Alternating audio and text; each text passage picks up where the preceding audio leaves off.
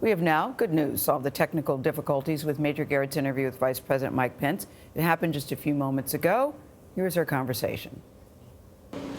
Mr. Vice President, thank you for being with us. Thank you, Major. Will President Trump declare a national emergency tonight in his address to the nation? When the President addresses the nation tonight, he'll be laying out the facts to the American people of what is a genuine humanitarian and security crisis at our southern border.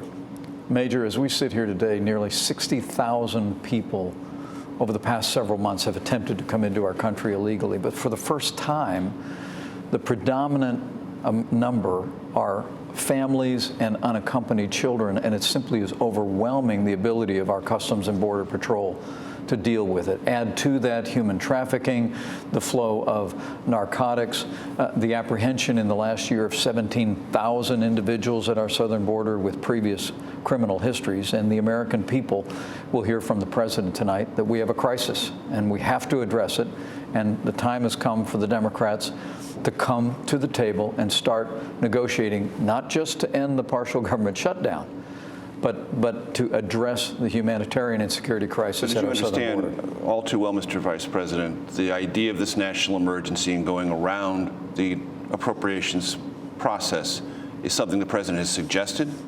The country is waiting to find out. Has he made a determination? Is he going to use tonight's bully pulpit to say that? Well, the President was asked if it was something he was considering, and he said it's something that we're looking at. That was a few days ago. But the fact is, the legal review done here at the White House? The Congress should do its job and come to the table. We spent the entire weekend in this room with senior aides for the Republican and Democrat leadership on Capitol Hill. We listened carefully to what their priorities were.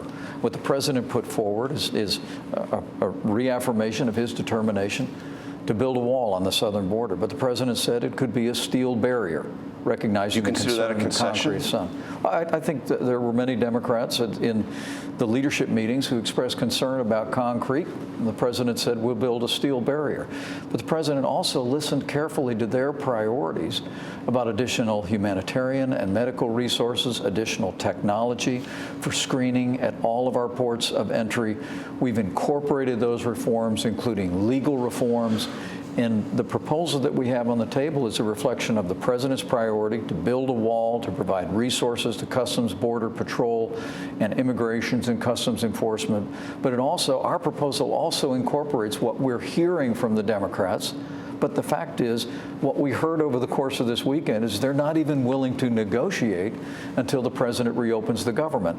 And why won't he do that? The American people deserve better than that. They deserve the Democrats to come back to the table, start negotiating, and we believe we can resolve this through the legislative process. Why do you have to put them together? Why can't the rest of the government, unaffected by DHS, Department of Homeland Security funding, be funded and then deal with this issue separately? Why must there be a partial government shutdown affecting all these agencies that have nothing to do with this underlying debate? Well, really for two reasons. Number one is these are the bills that were remaining at the end of the year. But you can separate them out. You did that when you were in the House. You know that. Right. But the fact is, as we've also listened to Democrats, they're calling for changes in our ability to accept applications for asylum at our embassies in Guatemala, El Salvador, and Honduras. That would require a change in the State Department's appropriations bill. So what the President is saying is, let's resolve this issue with the crisis on the southern border. If there are other changes in other bills, let's make those changes. But the truth is, Major, you've been around Washington for a while.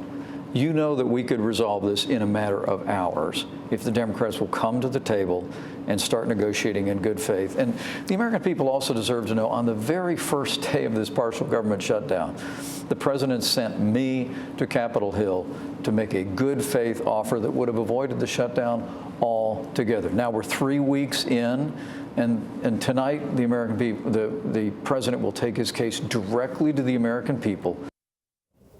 Yeah, 3 weeks in, I think a lot of people who are affected by this saying 3 weeks in, somebody do something. Yeah, the question for this speech tonight is whether the president has a policy in search of an emergency. Vice President Pence told Major Garrett that the president will present facts, but one of the facts he presented, that 17,000 criminals have been apprehended at the border, they haven't been apprehended at the southern border, which is what this emergency is supposed to be about. He's using figures in that interview that are not related to the case the president is going to make. And the other point I would make is that the president's talking about a humanitarian crisis. Yeah. There is a situation, but the question is, does the border wall solve that particular crisis, or would more funding for agents to process those people be the policy you want? And so those are two of the hurdles the president has to clear. But the fact that the vice president used numbers that have been fact-checked by the Washington Post, McClatchy, and others is a weakness in their case. And that is why the Democrats want to have a response immediately after the address so they can fact-check it in real time. Yeah. Or present their part or present their side of the story. Yeah. We will have more of that interview in our next hour, and we will talk with Major Garrett live at 8 o'clock. CBS News, as you know, will bring you President Trump's Oval Office speech and the Democratic response tonight. Jeff Gore anchors our coverage on that, starting at 9 o'clock Eastern, 8 Central, right here on CBS.